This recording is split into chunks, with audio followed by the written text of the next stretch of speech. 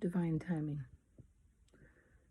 My beautiful child calling out to me gave me a moment to reset myself. So I know I was sort of starting to ramble on about the past and about shame and how pathological demand avoidance, or as I prefer to call it, and many people are starting to prefer to call it now, persistent drive for autonomy. It really does have a huge impact on some people, and I am one of those people. I recognized it early on. As soon as I heard about it, I just felt it. I felt how much that applied to me, and so many instances in my life just came flooding back. It was almost like flashbacks of all the times that I could look back and say, oh, that's exactly what that was. And I do have a lot of embedded ableism in my life, in my mind, internalized ableism, and it applies to me. Of course, when I see anyone else who has a disability or a different ability or an inability,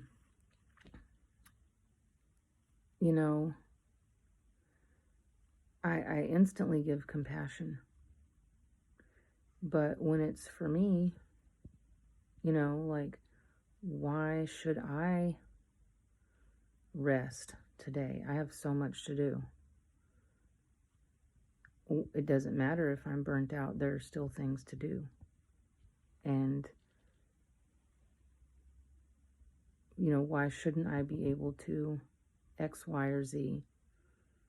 It doesn't matter if you have physical pain or if you are psychologically at the end of your rope because it's the end of the day and you have been dealing with demands and being seen, which I will get to next. All of those things that any, I was going to say normal person, which shame on me, whatever that is anyway. I mean, any person should be able to deal with the demands of the day. That is what we are all taught. And for the most part, it is true.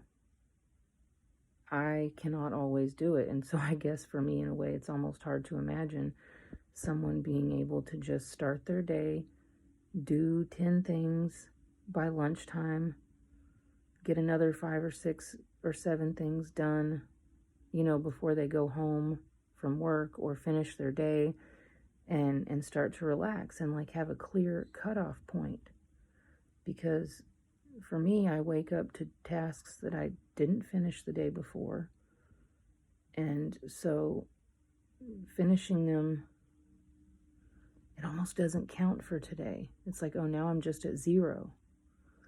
And starting a new task feels overwhelming until I get the old tasks done. And you can see how that can snowball into paralysis. So all of this comes around to my goal, my decision to make a goal for myself around a mud run, April 28th, which I've been hyping a few weeks, 2 weeks ago. See, I feel ashamed to even say the time frame out loud because it feels like, oh, God, you just let it go, which I did for like a week. The first week, I was really on myself psychologically. Oh my God, I need to be doing that every day. Oh my God, I haven't done my thing. I haven't done my exercise. I haven't posted about my exercise, or accountability posted about not exercising. And the shame was really overwhelming for me. And so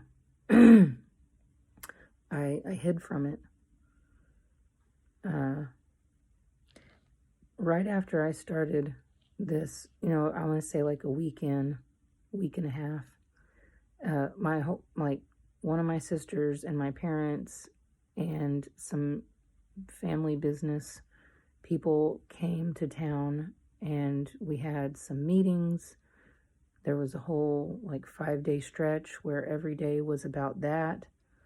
And so I was pretty busy, and I would say, oh, I'm going to do my exercise in a little bit, but let me finish this and then I'll get into why structure can be so good and so detrimental to someone with persistent drive for autonomy and autism, ADHD. But anyway, so I was, in these meetings, and I was doing my best, and I was trying to make time for that and to visit with my family.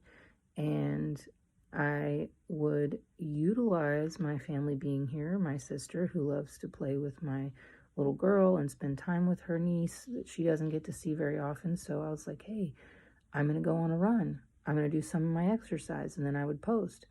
And I felt really good, and I was doing my thing. But then, one night we're going to go to dinner. We didn't get to something. And so I didn't have time one day, and then the next day, and then the next day. And by day 4, I'm feeling a lot of shame for not doing my workouts, for not posting about it, doing them or not. And, excuse me. So then I start to go into an avoidance spiral. And a week goes by, and I feel horrible for not doing these things and not sharing the fact that I'm not doing them or that I'm going to do them tomorrow. And that's when I have to get to a point where I just lay it down. I have to completely emotionally separate myself from the thing, let it go, and then pick it back up. And so I did that for a week. And I thought I was doing that, but in my head, I was still pounding on myself like, oh my God, you need to be doing this. You made this huge promise. You're trying to create this campaign, this pledge drive and fundraiser for people who are in dire need. Now you're letting them down. And I think this spiral right here is why so many people with autism or ADHD hesitate to get involved in projects. Because on some level, inherently somewhere that you are going to feel as if you are letting people down, whether you are or not. Maybe you do. I feel like I am. I mean, there's only a few people who are watching that and putting any sort of psychological investment in what I'm doing.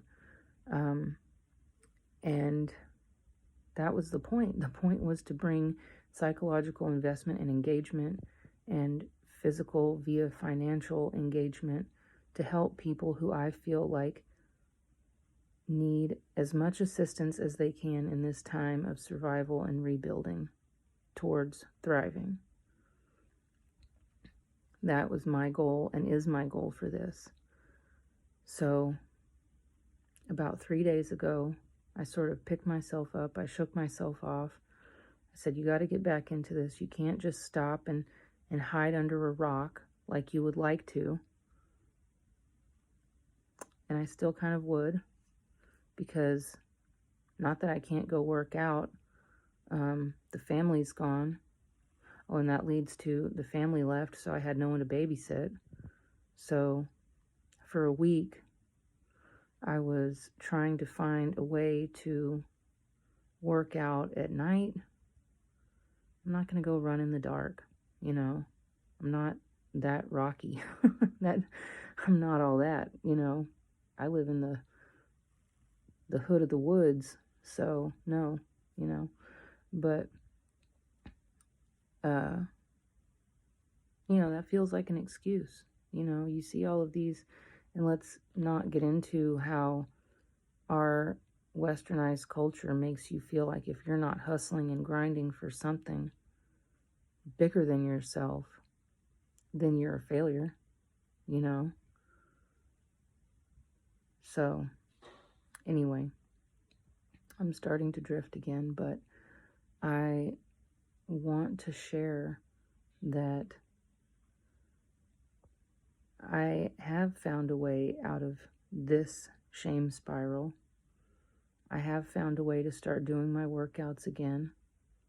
It's not the couch to 5K running plan that I would love to do because I don't have a sitter.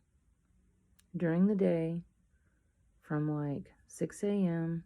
until my child goes to bed at night at 8, sometimes 9 o'clock at night, because yeah, she is high energy, and I am not an athletics coach to be running her around all day to get it all out. So, I am a full-time mom with no relief unless my husband can get off work early, which rarely happens because he is extraordinarily dedicated to the promises and expectations that he has at work. And I honor him for that. It's hard. So, but I have found a way to hopefully start working out at night after my daughter has gone to sleep. And then I can start sharing about that. I really wanted to sort of bring everyone up to speed and talk a little bit about some of the neurospicy issues that I've been dealing with that has led to where I am sitting right now. Also I was basically in the middle of a juice cleanse when I started this because I like to make things hard on myself and complicated. And so I was then for a week sort of debating in my mind, can I do a workout program while I'm doing juice? That's a lot of extra juice that you have to drink to get the calories to be able to do this kind of thing. And I already struggle to make enough juice during the day when I'm on a juice fast because you have to make a lot to be able to make it. And I am already quite busy. So I decided to quit my juice feast fast and, stay on the raw foods, but I didn't do a refeed properly. And so I started eating some cooked food here and there. It's still vegan. Ain't no way that's changing. It's still gluten-free. That's never going to change because my pain level can't get, I just can't do gluten. I can't do it. I can't even really do corn or oats, or I shouldn't do rice and soy, but your girl loves Asian food a lot. So I do that. But any processed food is really detrimental to me. And so I have to experiment with what cooked food I can eat. And anyway, diverging off, but vegan for life, vegan for the world, vegan for the animals, and vegan for Palestine.